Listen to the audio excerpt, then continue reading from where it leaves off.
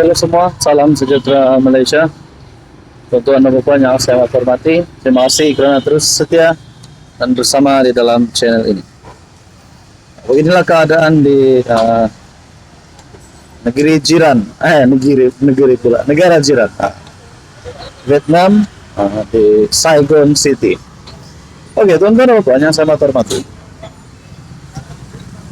berkaitan dengan siasatan SPRM terhadap isu skandal rasuah di Sabah, ada keputusan terkini yang berkata video tersebut disunting, jadi SPRM tidak dapat menggunakan video itu.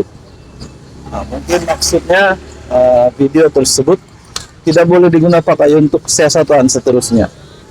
Jadi persoalan dan pertanyaan yang seterusnya adalah, kalau video itu benar-benar disunting, apa yang akan berlaku kepada pemberi maklumat, pendedah maklumat? Peguam Syafiee Apdal, peguam kanan Mas Panca Syafiee Abdullah. Syafiee Abdal itu presiden warisan. Oke, peguam kanan Syafiee Abdullah telah membuat pernyataan mencabar Ketua Menteri Sabah Haji Jinor untuk membuat laporan polis. Ada yang kata pendedah maklumat ataupun pemberi maklumat bersedia untuk ditangkap. Jadi itulah pertanyaan paling utama, bukan saya saja tapi seluruh rakyat Sabah di negeri Sabah, negeri di bawah Bayu. Pertanyaan paling utama adalah, video itu benar-benar disunting, jangan kasih lama, tangkaplah. Polis jangan kasih lama, pihak berkuasa jangan kasih lama. Siapa-siapa yang bersalah perlu ditangkap. Kalau benarlah video itu disunting, Ketua Menteri Sabah Haji Jinor perlu bertindak untuk membersihkan nama beliau dan beberapa adun yang terlibat dengan isu itu. Setelah beberapa nama adun yang disebut di dalam skandal tersebut, akhirnya inilah peluang mereka untuk membersihkan nama mereka. Sebab SPRM sendiri sudah keluar kenyataan bahwa video itu disunting. Jadi tuan-tuan dan puan, adakah dengan ini pertanyaan seterusnya daripada rakyat Sabah adalah, adakah SPRM melakukan siasatan yang tulus ataupun sebenarnya perkembangan terkini siasatan ini masih belum mempunyai keputusan yang tepat. Sebenarnya SPRM akan buat kerja, SPRM akan melakukan kerja yang baik, tapi kita nantikan sajalah. Semoga semuanya dipermudahkan dan semoga siasatan ini akan dijalankan dengan tulus. Tuan-tuan yang saya hormati, saudara-saudara, apa komen Anda? Hai, hello, salam sejahtera Malaysia. Selamat datang ke channel Fels Lifestyle. Untuk teman-teman yang saya amat hormati, terima kasih kerana terus setia dan terus bersama di dalam channel ini. Sekarang berada di Saigon City, Saigon City ataupun Ho Chi Minh City. Berada di dalam sebuah bangunan besar. Boleh lihat, boleh tengok keadaan di sini. Di sini sangat banyak benda, banyak barang dijual, stek mata, dompet, baju, selipar, macam-macam. Bahagian tempat makan pun ada. Saudara-saudara, kopi, jual kopi pun ada dan banyaklah, beraneka. Jadi, teman-teman yang saya hormati, hari ini saya lihat dalam satu artikel berita berkata ataupun persoalan, pertanyaan, adakah Anwar Bapak pembebas perasuah? Saudara-saudara, saya sebagai rakyat Malaysia, saya tidak setuju dengan kenyataan ataupun kenyataan bahwa Anwar Bapak pembebas perasuah. Adakah ini melibatkan berkaitan Zahid Hamidi sebagai timbalan Perdana Menteri yang dilepas tanpa dibebaskan berkaitan 47 case Zahid Hamidi. Adakah berkaitan itu ataupun mungkin berkaitan case rasuah berjemaah di Sabah, adun rasuah berjemaah di Sabah? Kalau melibatkan perkara itu, saya rasa tidak relevan juga karena berkaitan case adun rasuah di Sabah belum disahkan bersalah. Jadi tuan-tuan yang saya hormati, kalau nak cakap Anwar Bapak pembebas perasuah, saya rasa tidak betul lah. Saya rasa setakat ini belum boleh kita membuat kesimpulan sedemikian. Dan kononnya ada perdebatan, ajakan perdebatan di antara pihak daripada penyokong Anwar dan juga pihak yang telah membuat perhimpunan berkaitan isu ini, yang dimana perhimpunan tersebut menjadi viral bila ada satu plakat yang berkata Anwar pembebas perasuah.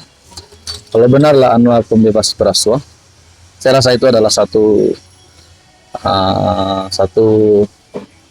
perkara yang mungkin buruk untuk didengar oleh kepimpinan kerajaan Anwar Ibrahim sendiri. Tapi kalau perkara itu benar, adakah dengan ini PH bakal hilang sokongan? Adakah wakil rakyat daripada kerajaan akan lompat parti ataupun berpaling tada? Tapi pada akhirnya kita nantikan saja. Tapi setakat ini saya tidak setuju kalau ada yang cakap Anwar Bapak bebas perasuah. Saudara-saudara, apa komen Anda? Hey, hello, salam sejahtera Malaysia. Selamat datang ke channel Paris Lifestyle. Tuan-tuan yang saya hormati, antara pertanyaan dan persoalan paling utama pada hari ini bagi rakyat Sabah adalah berkaitan dengan keputusan terkini skandal rasuah di Sabah. Itu adalah pertanyaan dan persoalan paling utama. Saya rasa itu adalah pertanyaan dan persoalan paling utama bagi rakyat Sabah berkaitan dengan skandal rasuah di Sabah. Persoalan seterusnya pula, bagaimana dengan jawatan ataupun beberapa nama wakil rakyat, termasuk Ketua Menteri Sabah, termasuk Menteri di dalam Kabinet Kerajaan Negeri Sabah, dan termasuk juga adun-adun yang telah disebut di dalam isu ini. Persoalannya adalah kalaulah mereka terlibat dengan isu rasuah ini, mereka layak dipecat dan mereka layak digantikan. Kalau mereka terlibat dan memang benar-benar didapati bersalah, itu pada pandangan saya.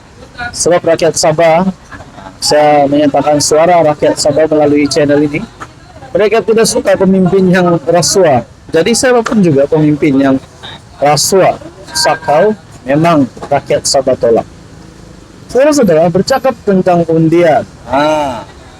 Adakah Jeres kepimpinan Ketua Menteri Sabah akan mampu bertahan bagi pilihan raya negeri tahun ini? Itulah pertanyaan dan persoalan paling utama. Baru-baru ini BN ataupun UMNO Sabah sudah membuat UMNO Sabah dan juga warisan. Dikatakan dalam satu artikel akan kompromi 50 kursi di Sabah.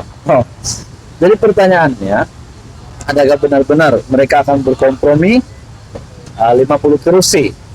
Adakah dengan strategi ini? Tidak pastilah berita ini sahih atau tidak, tapi saya ada lihat di Facebook.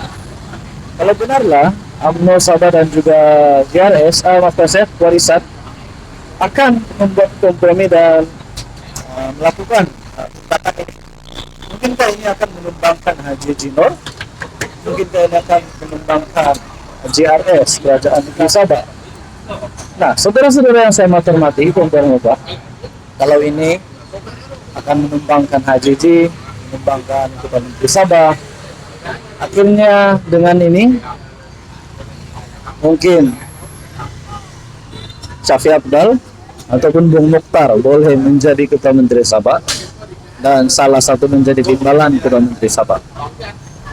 Mungkin kita dapat lihat di dalam ruangan komen melalui channel ini dan mungkin di mana-mana media sosial melalui channel pemerhati politik yang lain, mungkin berbeza-beza pandangan siapa yang akan menjadi Ketua Menteri Sabah yang baru. Tapi di dalam channel saya ada yang berkata mereka setuju jika Syafiee Apdal yang menjadi Ketua Menteri Sabah yang baru. Nah, dengan ini, kalau Syafiee Apdal menjadi Ketua Menteri Sabah yang baru, kalau bergabung dengan UMNO Sabah, adakah Bung Mokhtar akan menjadi timbalan Ketua Menteri Sabah yang baru? Ataupun sebaliknya Bung Mokhtar yang menjadi Ketua Menteri Sabah? Apapun kita nantikan saja pada pilihan negeri. Kita berdoa supaya negeri Sabah aman damai dan tidak ada apa-apa yang buruk berlaku. Dan semoga kalau ada berkaitan isu skandal rasuah di Sabah itu, siapapun yang bersalah, berikanlah tindakan yang setimpal, tindakan yang tepat. Sekian saja daripada Vietnam, Saigon City.